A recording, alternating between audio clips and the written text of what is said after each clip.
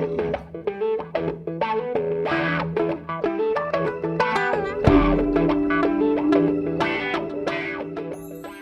décidé de me présenter pour plusieurs raisons. D'abord pour manifester mon mécontentement devant l'incurie des présidents des 3 communautés de communes actuelles qui avaient 2 ans pour préparer cet agglo, et il y a eu des réunions tout à fait inconséquentes, en petit comité, et rien n'a été proposé, aucun projet a été fait. J'avais demandé qu'on réunisse tous les maires de cette future agglo pour qu'on commence à travailler, faire du travail de groupe, se connaître, et jamais rien n'a avancé.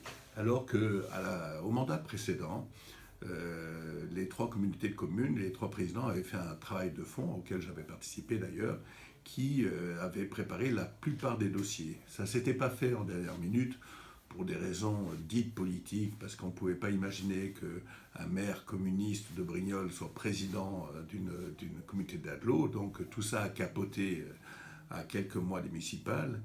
On est un certain nombre de l'avoir déploré, et l'idée fondamentale, c'était qu'on s'était dit, après les élections municipales, il y avait quand même des chances pour que les 2 grandes villes, Brignoles et Saint-Maximin, aient le même bord politique, et que tout allait être bien dans le meilleur des mondes, et que les choses allaient aller très vite. Et on s'est rendu compte très très vite que l'ego des 2 maires a empêché de tout travail constructif. Et aujourd'hui, on est dans une situation où on est depuis le 1er janvier en communauté d'agglo, et il n'y a rien qui a été fait. On ne sait pas comment ça va fonctionner. Pourtant, tout était prévu, il n'y avait qu'à reprendre les dossiers de l'époque. Oui, mais on ne les a même pas ouverts. Ça, visiblement, on n'a pas pris la peine de reprendre les dossiers, d'y travailler, de demander à ceux qui étaient encore élus, qui avaient beaucoup travaillé, notamment sur les compétences transport, sur le développement économique. On n'a jamais demandé qu'ils exposent ce qui a été fait pour avancer. Et bon, moi, comme je le dis, c'est que c'est un gros projet, cet agglo, et il n'y avait pas assez de l'ensemble des cerveaux, des maires et des gens qui les entourent pour préparer ça. Donc on a perdu 2 ans. En fait, vous êtes en train de me dire que depuis 2 ans, depuis que les nouveaux maires ont été élus, rien n'a été préparé. Alors, il n'y a aucun projet pour cette communauté d'agglomération. Il n'y a aujourd'hui aucun projet écrit, il n'y a aucun dossier. Il y a eu des disputes pour savoir combien de vice-présidents on allait avoir, comment ils allaient se répartir par strate de communes, etc., ce qui est vraiment tout à fait fondamental pour l'avenir. Mais les dossiers fondamentaux n'ont jamais été abordés. Et à telle enseigne que même la structuration administrative, comme les gens se parlent, ce petit comité de pilotage qui s'est réuni quelques fois, je ne sais pas, 4 ou 5 fois, s'est bloqué très très vite, il n'y a rien qui a été fait. Et aujourd'hui, on se rend compte que l'organigramme qui est en place depuis le 1er janvier a été fait par les administratifs. Le politique n'a rien eu à dire. C'est complètement ubuesque. Aujourd'hui, on est dans une structure qui doit fixer les orientations politiques, des choix importants sur le plan économique, etc. Il n'y a aucun accord entre les élus, et on ne sait pas comment les choses vont se passer. On est au 1er janvier, s'il y a une entreprise qui doit débarquer à Nicopolis, à qui elle s'adresse, comment ça va fonctionner, qui va être le responsable du service, on ne sait pas. Bon, on va attendre les élections, mais comme rien n'a été préparé, ça va prendre des mois et des mois. Donc moi, ce que je souhaite, c'est, bon, maintenant il faut avancer. Je souhaite mettre en place des méthodes de travail d'intelligence collective, parce qu'on est riche de tous les élus du conseil communautaire, et notamment des maires. Et moi, il me semble qu'aujourd'hui, il faut aller très vite, et il faut qu'il y ait de la méthode de travail, de l'organisation, et surtout fixer un cap. Et il me semble qu'ayant travaillé sur le SCOT, ayant réussi à faire voter le SCOT la fois dernière, continuant, puisqu'il m'a été confié la refonte du SCOT et la mise à jour du SCOT sur ce mandat ici, dans le SCOT, il y a les éléments fondamentaux, structurants, qui permettent d'aller très vite. Donc, et avec le SCOT, et avec un travail d'intelligence collective, et avec une structure administrative en marche qu'il faut faire, parce qu'on n'a pas tous les hommes et les femmes qu'il faut pour le faire, on pourrait aller très vite. Mais il ne faut pas qu'il y ait de guerre d'ego. Et je pense qu'aujourd'hui, entre Brignoles et Saint-Maximin, j'ai toujours considéré, moi, que ce serait une force d'avoir 2 communes au centre d'une agglo. Dans la plupart des agglos, il y a une commune-centre avec plein de petites communes autour. Nous, notamment pour les communes rurales, c'était une force. Et puis le pays de la Provence verte, cet équilibre était positif. Je m'aperçois aujourd'hui que ça risque d'être un handicap si les égos des maires dépassent l'intérêt général. Quel est votre programme, Michael? Alors, moi, il faut bien... je sépare le programme en deux choses. D'abord, je voudrais qu'on se mette d'accord sur des méthodes de travail. C'est-à-dire que je pense, je l'ai dit tout à l'heure, on est riche d'hommes et de femmes qui composent cette agglomération. Il faut les faire bosser ensemble par des méthodes d'intelligence collective pour produire des axes très rapides, des axes politiques sur le travail des prochaines années. À mon avis, ça peut aller assez vite parce que sur l'essentiel, il me semble-t-il, en tout cas des choix faits à travers le SCOT, on est à peu près d'accord. La deuxième chose, c'est qu'il faut bien prendre les compétences par ordre d'importance au niveau de l'agglomération. Pour moi, il y a l'aspect transport, avec toute la réflexion de l'urgence de trouver des solutions, parce qu'on est un territoire en très grande souffrance sur ces problèmes, parce que les jeunes...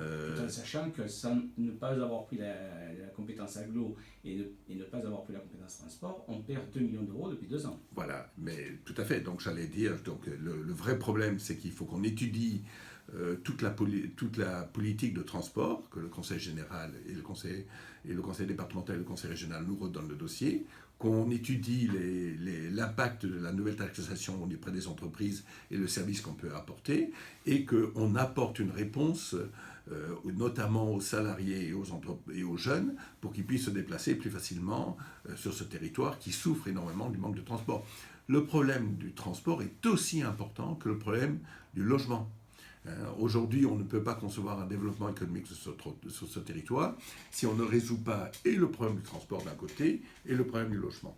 En ce qui concerne le développement économique, qui pour moi est la grande priorité de la communauté d'agglomération, parce qu'on a un périmètre et des moyens de se payer et de la communication et de la réflexion et de l'aménagement, c'est le développement économique. Aujourd'hui, Nicopolis est à l'âge mature, se remplit très vite. Je dirais que le travail qui a été fait ces 7-8 dernières années fait que maintenant, Nicopolis, il faut le conduire, mais ça ira au bout très facilement. Ça se remplit très vite et il faut qu'on pense à l'après-Nicopolis. Mais moi, ce qui me préoccupe aujourd'hui, c'est que dans le bassin d'emploi de la Sainte-Baume, il n'y a pas de zone économique et il est urgent d'en avoir une parce qu'on est près de Aix et il faut à tout prix capter la valeur ajoutée sur ce territoire et c'est urgent. Et les difficultés de sortir de la zone, il faut qu'ensemble on s'y mette pour la sortir. Et puis il faut penser une zone au sud de la Provence verte parce qu'il y a le bassin d'emploi et surtout le bassin de vie de TPM qui est plein. Et aujourd'hui, on sent très bien qu'il y a des entreprises qui voudraient s'installer au sud de la Provence verte pour apporter ces services à l'aire toulonnaise. Donc, il faut qu'ensemble, très vite, on définisse les zones et qu'on s'y mette tous avec un consensus et en y apportant les moyens. Et la communauté d'Agglo a la carrure et le niveau et les moyens pour faire avancer ces projets très vite. C'est l'intérêt fondamental de cette agglomération. Une politique économique qui tient la route, les transports et une politique de logement très volontariste. Sans oublier l'agriculture, parce qu'on est quand même dans une zone rurale. Alors, vous allez presque me vexer si vous me rappelez à l'ordre sur l'agriculture. Pour moi, le grand projet qu'il faut qu'on mette en place dans l'agglomération, c'est de mettre un projet alimentaire sur ce territoire. C'est-à-dire que la Provence verte est au cœur de la Provence.